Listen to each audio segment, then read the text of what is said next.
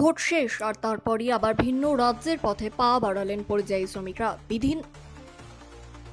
বিধানসভা নির্বাচনে নিজেদের গণতান্ত্রিক অধিকার প্রয়োগ করতে বহু শ্রমিক ভিন্ন রাজ্য থেকে বাড়িতে ফিরেছিলেন। ভোট দিলেন, পরিবারের কিছুটা সময় কাটালেন, কিন্তু ভোট গ্রহণ শেষ হতেই আবার জীবিকার টানে ফিরতে হচ্ছে কর্মস্থলে।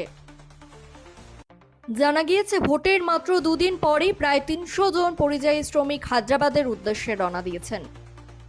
স্টেশন চত্বর, বাস স্ট্যান্ড কিংবা রাস্তায় দেখা গেল ব্যাগ কাঁধে নিয়ে দীর্ঘ সফরের প্রস্তুতি।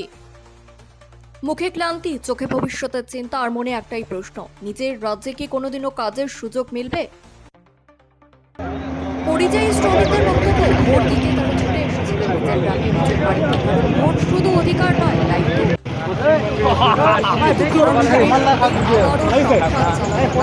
রাজ্যের বাইরে যেতে হচ্ছে, শ্রমিকদের স্পষ্ট কেন রাজ্য স্থায়ী কর্মসংস্থানের ব্যবস্থা করতে হবে,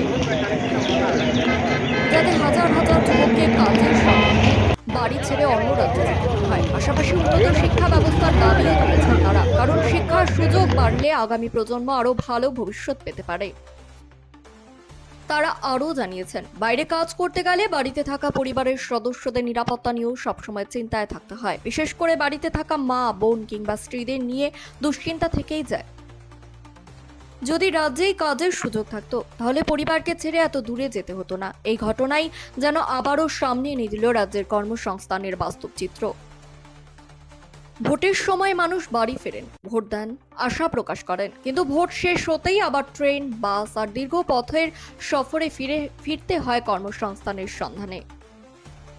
পরিযায়ী শ্রমিকদের এই বক্তব্য স্পষ্ট, শুধু ভোট দেওয়া নয়, উন্নত কর্মসংস্থান, সামাজিক নিরাপত্তা এবং পরিবারের সঙ্গে থেকে সম্মানের সঙ্গে বাঁচার অধিকারই এখন তাদের সবচেয়ে বড় প্রত্যাশা। কোথায় যাচ্ছেন? হায়দ্রাবাদ। কেন? কাজ করতে। আচ্ছা, এর আগেও কি গিয়েছেন না ফার্স্ট টাইম? হ্যাঁ, গেছি। কবে আসছিলেন? ভোটের আগে। ভোট দিতে? মানে ভোট দেওয়া হয়ে গেল, আবার চলে যাচ্ছেন? কেন, ওই বেঙ্গলে কি কাজ নেই?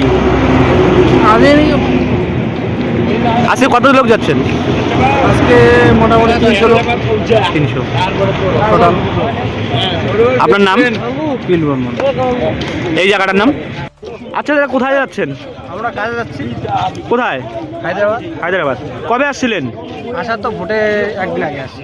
আচ্ছা, আপনারা কি ভোট দিতে আসছিলেন? হ্যাঁ, ভোট দেওয়ার জন্য সবাই আসছে। আচ্ছা, আজকে কত লোক যাচ্ছেন আপনারা? আজকে ম্যাক্সিমাম ধরো 3 থেকে 400। 3 থেকে 400 লোক।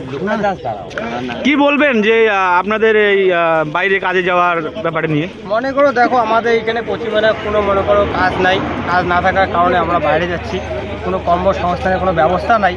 ঠিক আছে, এই জন্য ভোটটা দেওয়া আর কি জরুরি বললো, তার জন্য আমরা আসছি। আচ্ছা, ঠিকাদার গাড়ি ভাড়া করে দিচ্ছে, ওই গাড়িতে আসছি, আবার ঠিকাদার আমাদেরকে ওই গাড়িতে নিয়ে যাচ্ছে। আচ্ছা, আজকে 3 থেকে 400 লোক যাচ্ছেন, তাই তো?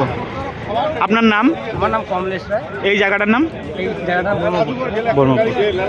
ধন্যবাদ।